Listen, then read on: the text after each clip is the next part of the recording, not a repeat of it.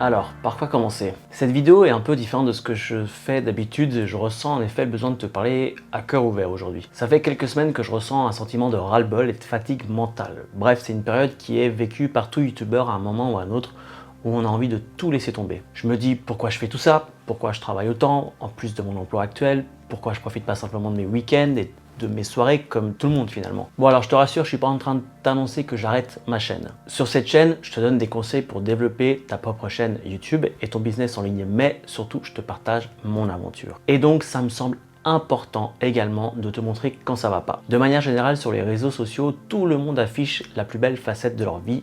On a envie de te faire croire que le succès s'atteint facilement et sans effort, surtout quand on vend de la formation en ligne comme moi. C'est beaucoup plus vendeur de te faire croire que tout est réalisable en 30 jours du moment que tu suis un guide et que l'aventure ne sera pas parsemée d'embûches. Alors qu'en vérité, développer une chaîne YouTube en plus de son boulot, en plus de sa vie de famille peut être très fatigant et frustrant par moment. Et il y a quelques jours, j'ai partagé mes ressentis avec les membres de la YouTube Pro Academy et ça m'a fait un bien fou de mettre des mots sur des émotions et surtout de lire leurs commentaires de soutien. Et de leur côté, ça les a rassurés de s'apercevoir que cette frustration et fatigue peut arriver à tout le monde. Donc je me suis dit que j'irais plus loin dans ma démarche et j'allais en faire une vidéo sur cette chaîne. Le but de cette vidéo est donc de continuer à me faire du bien, mais surtout de t'aider à relativiser si aujourd'hui tu te sens frustré ou fatigué par le fait d'essayer de te faire un nom sur YouTube. Je me sors petit à petit de ce moment merdique et j'ai envie de partager avec toi les clés qui m'ont permis de relativiser. Premièrement, il faut accepter que l'on ne peut pas tout avoir. Alors je suis clairement le premier à faire cette erreur, j'ai beaucoup d'ambition et j'ai envie de tout avoir et de tout avoir tout de suite. Car j'ai dans la tête que la vie est bien trop courte et que je manque cruellement de temps libre. Quand j'ai une idée en tête, elle doit être réalisée rapidement. Quand je me fixe des objectifs, je dois les atteindre dans les délais que je m'étais fixés. Sauf que tu imagines bien, ça marche pas comme ça. Donc tout ceci m'amène à ressentir de la frustration et pour pallier à ça, j'hésite pas à bosser 12 heures par jour pour rattraper mon retard. C'est tenable pendant un moment, mais avec le temps, la charge mentale s'accumule et là t'es foutu. Pour t'aider à accepter le fait que tu ne peux pas tout faire, je vais te parler de la théorie du vase. Perso, c'est une métaphore qui me parle beaucoup. Notre faculté de concentration et d'attention est limitée. Imagine maintenant un vase où chaque goutte d'eau représente un moment où tu te focalises toute ton attention sur quelque chose de précis. Ça peut être le temps que tu passes avec ta famille, tes amis, ton travail, ton sport, ta chaîne YouTube, à toi d'y mettre ce que tu veux. Tu l'auras compris, tout est une question d'équilibre, car si le vase déborde, c'est game over pour ta santé ou ton efficacité. Prenons l'exemple d'Elon Musk. Le gars veut révolutionner le monde avec ses voitures, ses fusées et coloniser Mars, rien que ça. C'est un sacré bosseur qui a beaucoup de succès professionnellement, mais on ne peut pas en dire de même pour sa vie privée. Je suis pas là pour juger, mais pour t'expliquer que tout a un prix et tout est une question de priorité. De cette même façon, quand tu dis que tu n'as pas le temps de faire quelque chose, tu dis en fait que cette chose ne fait pas partie de tes priorités. Donc cette métaphore du vase me permet de me rappeler que je ne peux pas tout avoir et ne peux pas tout faire. Une journée est faite de 24 heures et on se doit d'apprécier ce qu'on a réussi à obtenir avec si peu de temps finalement. Si nos objectifs YouTube ne sont pas atteints aussi rapidement que l'on aimerait, il faut être capable de continuer sans se décourager. Deuxièmement, il faut éviter de se comparer. C'est aussi une erreur que je fais également trop souvent. Je vois des gens se lancer sur YouTube et faire exploser leur chaîne en publiant 3 à 4 fois par semaine, en étant super actifs sur Instagram, TikTok, TikTok et j'en passe. Je regarde leur contenu, à ce moment il est 20h15, les enfants sont au lit et je viens de commencer mon moment enfin à moi de la journée. Et je me dis que je vais enfin pouvoir avancer sur ma chaîne, mais en vérité, je suis trop claqué pour faire quoi que ce soit.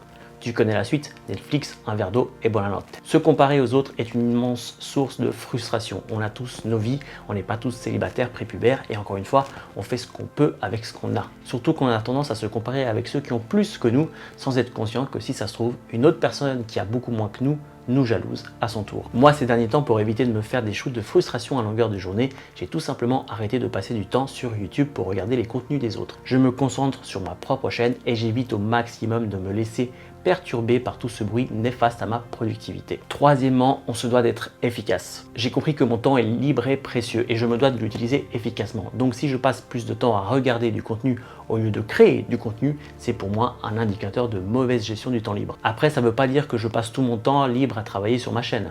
Rappelle-toi du principe du vase, tout est une question de l'équilibre. Du coup, comment être efficace? Je ne sais pas si tu as déjà entendu parler de la loi de Pareto qui dit que 80% de nos résultats sont le fruit de 20% de nos efforts.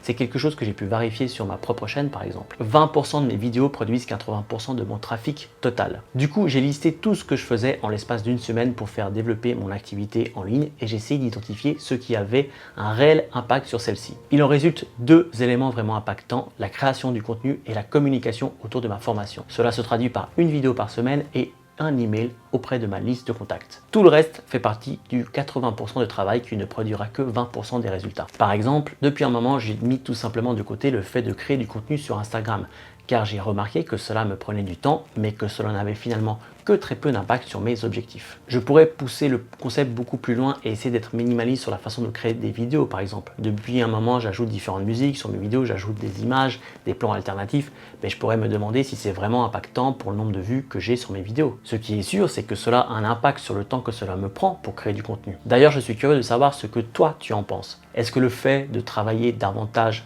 mon contenu te donne plus envie de voir mes vidéos ou est-ce que cela ne fait aucune différence pour toi? Fais-le moi savoir en commentaire de la vidéo. À ton tour maintenant, essaie de te poser ce genre de questions pour ta chaîne. Essaie d'identifier le 20% du travail qui va produire le 80% de tes résultats.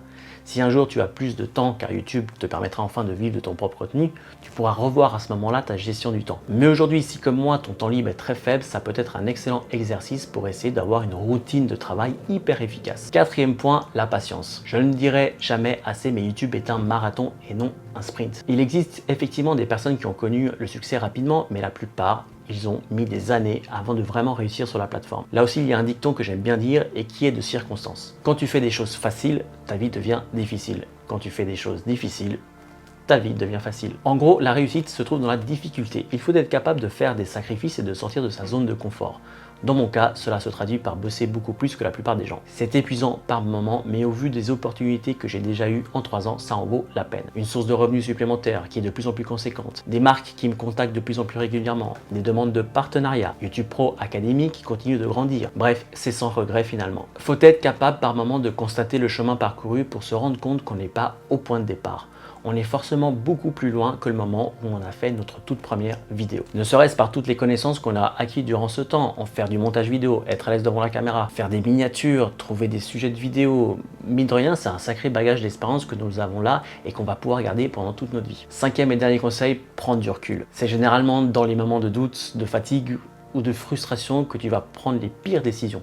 Donc si tu ne te sens pas bien, frustré, fatigué ou autre, prends du recul, décroche de ta chaîne YouTube et fais tout simplement autre chose. Quelque chose qui te fait plaisir idéalement. Pars pas faire tes courses avec tes enfants un samedi après-midi, tu risques d'être encore plus énervé au retour. L'idée est de te vider la tête et te changer d'air. Plus j'y pense et plus je me dis que je devrais faire une série de vidéos de méditation sur cette chaîne. Ça donnerait un truc du style. Tu es à la plage, respire profondément, ressens tout le sang circuler dans tes veines jusqu'au bout de ton index. Profites-en pour cliquer et t'abonner à la chaîne de Nicolas Reka et n'oublie pas d'activer la cloche. Plus sérieusement, moi j'ai coupé pendant plusieurs jours les réseaux sociaux. J'étais uniquement présent pour mes clients. Pas de vidéo sur ma chaîne cette semaine, c'est pas grave. L'idée est de revenir avec la patate. Dans mon cas, ça a marché et je pense que ça a marché car tous les autres aspects de ma vie vont bien. Donc quand ça va mal, dans une facette de ta vie, prends du recul et prends le temps de constater tout ce qui va bien. À ce stade, je ne peux que t'encourager de prendre soin de ton vase. Garde cette vidéo sous le coude pour les jours où ça va pas et je te dis à très vite. Tu es génial, vous êtes géniaux et merci pour votre soutien. Je vous aime, putain! Allez, à la semaine prochaine.